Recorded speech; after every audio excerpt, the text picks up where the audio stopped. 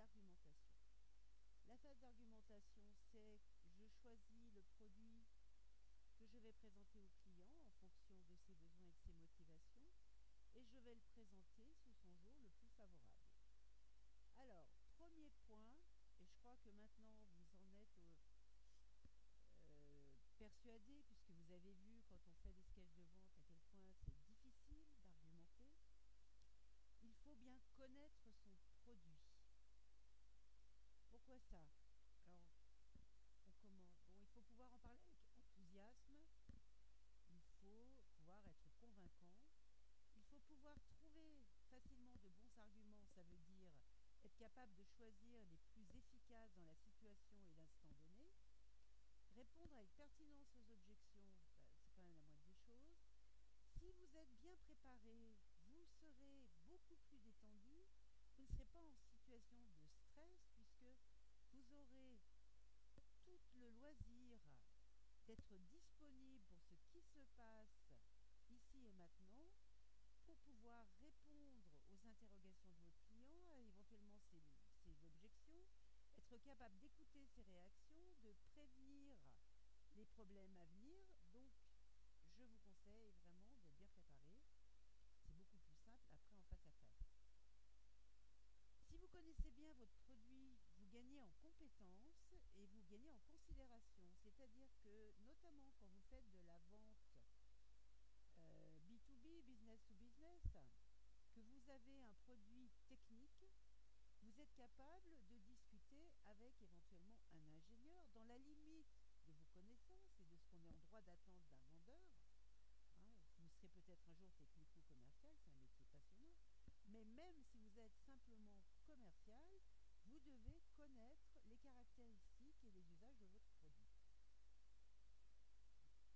Ça vous évite de vous retrouver en situation d'infériorité, où vous risquez de vous faire bousculer par un acheteur qui connaît le produit mieux que vous, ce qui est quand même c'est quand même un paradoxe. Vous renforcez votre assertivité, vous renforcez votre capacité à convaincre.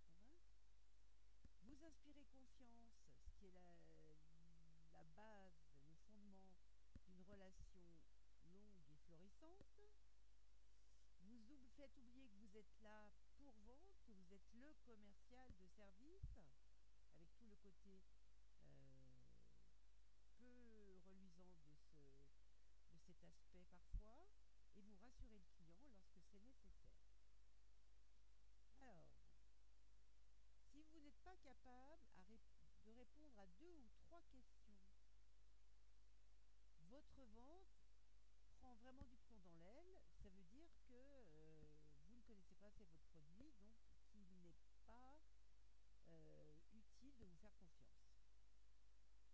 Vous avez une documentation, mais ce n'est pas le jour du rendez-vous qu'il faut apprendre à s'en servir. Vous devez être capable de trouver la photochoc, le schéma intéressant, le point nécessaire à l'instant où vous en avez besoin. Si vous le cherchez, vous êtes foutu. Donc, il faut être organisé dans sa documentation.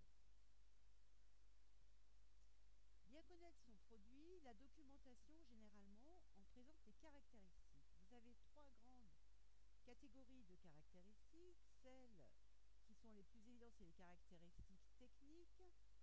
On vous cite ici composition, entretien, poids, mode de fabrication, fonctionnement, résistance, conditionnement, couleur, matière,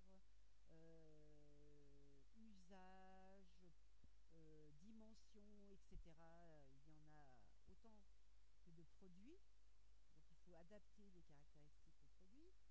Vous avez toutes les caractéristiques commerciales. La première, les conditions de vente, conditions de livraison, de règlement, conditions d'expédition, franco, pas franco. Bien évidemment, le SAV, la garantie, les conditions d'intervention de la garantie et les conditions d'intervention du service après-vente. Quels sont les distributeurs vers lesquels peut se tourner votre client ou votre prospect? Le prix, et de plus en plus, maintenant, en plus du prix, il y a les conditions de règlement, les délais de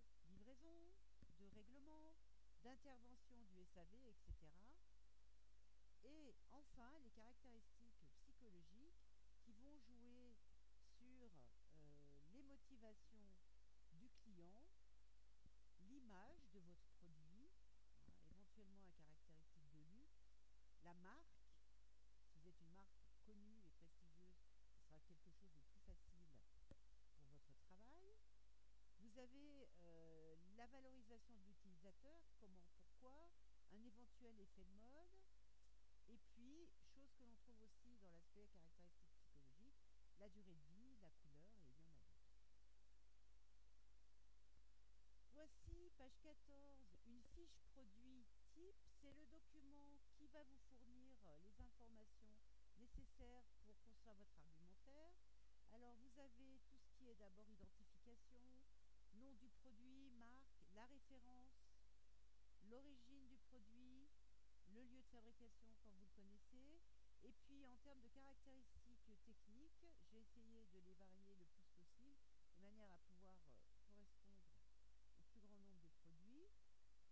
On a d'abord sa description, ses dimensions, son poids, la taille des différents côtés, le format, le volume, la puissance, la composition, les matières, les couleurs, le mode d'emploi, l'utilisation, l'usage qu'on peut en faire, l'entretien nécessaire, ensuite les caractéristiques commerciales, prix, unité de vente, garantie et service.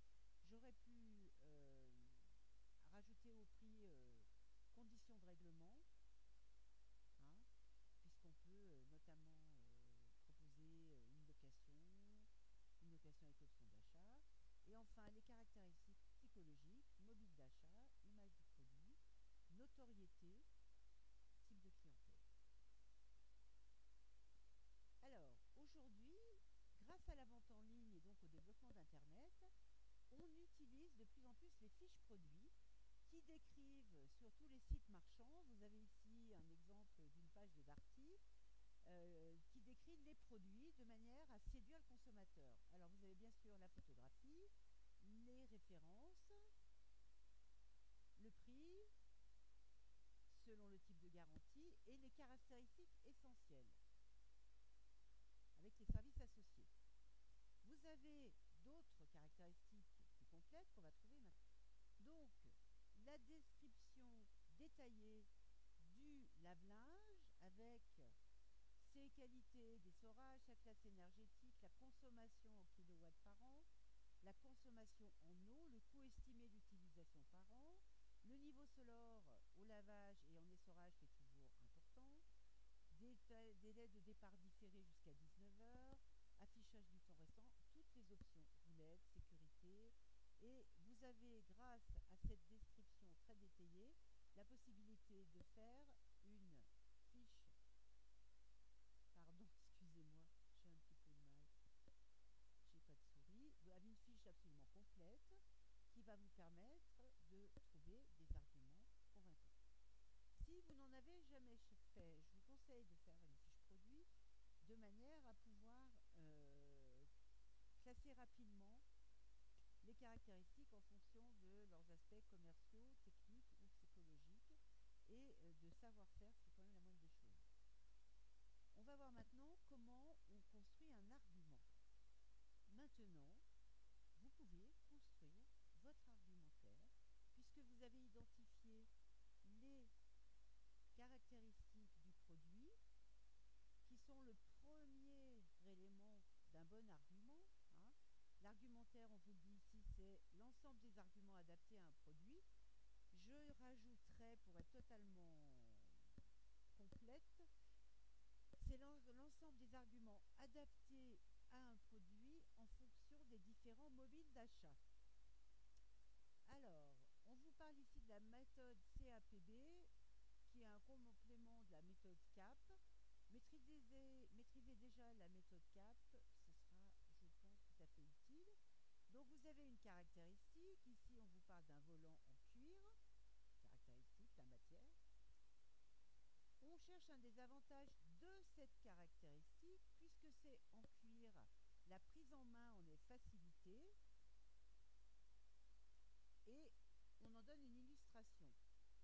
Tous les pilotes professionnels utilisent ce type de volant où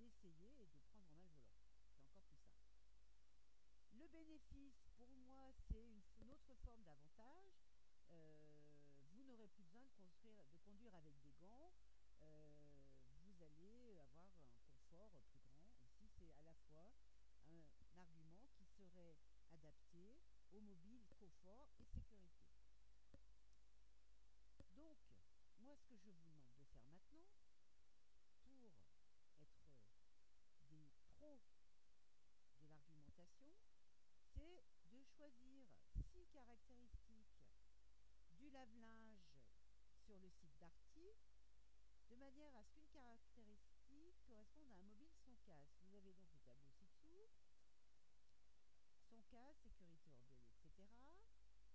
Vous choisissez 6 caractéristiques les plus pertinentes possibles. Ne prenez pas un élément peu important et peu décisif. Plus vous portez sur des éléments importants dans l'utilisation du produit, plus votre argument est fort. Et une fois que vous avez trouvé la caractéristique, vous devez en dégager l'avantage pour le client et la preuve. C'est pas très compliqué, il suffit d'un petit peu d'attention et puis vous êtes un petit peu entraîné. Donc ça, c'est une chose. Et moi, ce que je vous conseillerais de faire, étant donné le contexte dans lequel nous sommes aujourd'hui, ce travail de révision de validation, vous allez non pas choisir 2 caractéristiques ou 2 avantages, mais me rédiger les arguments pour tous les 6 points. Caractéristiques, avantages, preuves, et des arguments qui soient assez, je dirais, efficaces, dans un langage oral et correct, comme vous le donneriez à votre client. Donc je vous laisse faire, et je vous laisse également vous auto-évaluer et éventuellement demander de l'aide si quelque part vous répondez non